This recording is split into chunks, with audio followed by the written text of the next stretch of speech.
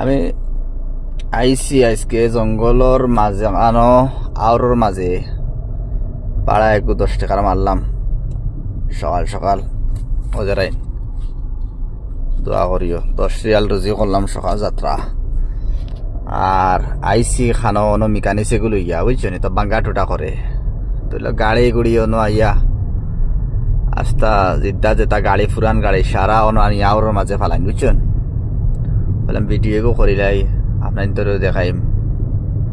ওদের গাড়ি কা গাড়ি ওদের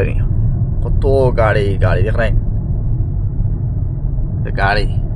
সারা গাড়ি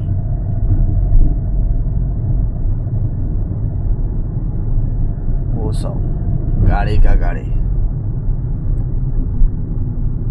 মানে মানে সৌদি আরব এক জিনিস বালা পুরান গাড়ি গুড়ি এটা সারা মানে আর এখানো ফাইল্লায় বুঝলেন দেখাইছি আপনার তোরে বর্তমানে 12,000 ধরেন এইটা